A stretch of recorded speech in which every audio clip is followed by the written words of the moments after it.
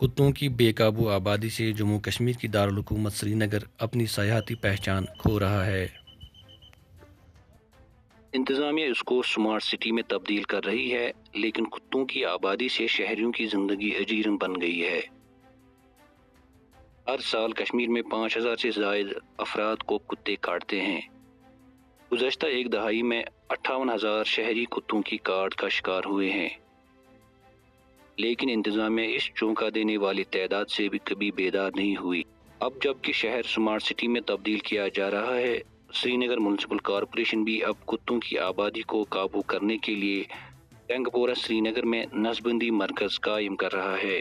یہ ابھی بن رہا ہے یہاں پر animal birth control centre and anti rabies vaccination centre. جو لیگل پروویژن ہمارے پاس ابھی ہے to control the dog nuisance, وہ یہ ہے کہ ہم یہ پروگرام چلاتے ہیں، اس کو بولتے ہیں ہم اینیمل برتھ کنٹرول پروگرام۔ اس میں کیا کرتے ہیں ہم ڈاگس کو کسی ایریا سے پک کرتے ہیں، لفٹ کرتے ہیں، یہاں پہ ایک دن رکھتے ہیں، پہلے آف فیڈ رکھتے ہیں اس کو، پھر اس کے بعد سرجری کرتے ہیں اس کو، اس کے بعد اس کو 3 دن یہیں پہ رکھنا ہوتا ہے فار پوسٹ آپریٹو کیئر، اور ساتھ ساتھ اس کو ہم اینٹی ریبیز ویکسینیشن دیتے ہیں۔ یہ ہمارا پروگرام ہے animal birth control and anti rabies vaccination programme. پہلے ایک وارڈ لیں گے، وہاں سے جتنے بھی ڈاگس ہیں 70% ڈاگس وہاں کو وہ پک کریں گے پہلے آن ڈیلی بیسس پہ، پھر یہاں پہ رکھیں گے، پھر یہاں پہ سرجری ہوگی، پھر ہمیں کیا کرنا ہے، ہمیں واپس ڈاگس کو وہیں پہ چھوڑنا پڑے گا۔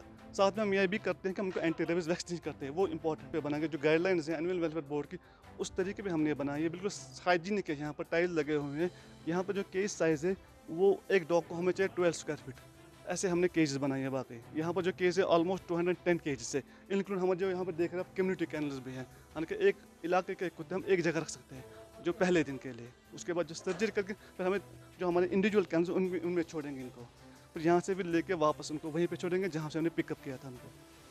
نسبندی کے علاوہ کارپوریشن گھروں سے نکلنے والے فضلے کو ٹھکانے لگانے کی منظم کارروائی کر رہا ہے تاکہ کتوں کو سڑکوں اور گلیوں میں غذا دستیاب نہ رہے۔ ہمارا گاربیج اوپن گاربیج شیڈ ہوتا ہے، وہاں پہ 200 300 500 کتے ہوتے ہیں۔ جو اوپن گاربیج شیڈ کا ہے یہ ہم سری نگر میں وائنڈ اپ کرنے جا رہے ہیں، تو اس میں ہم نے 2-3 جگہ کو آئیڈینٹیفائی کیا ہے کہ ہم جو یہ سارا گاربیج ہے سری نگر کا کہ 4 زونوں میں جمع ہو کے ایک ہی جگہ پہ پھر ڈمپ کریں گے۔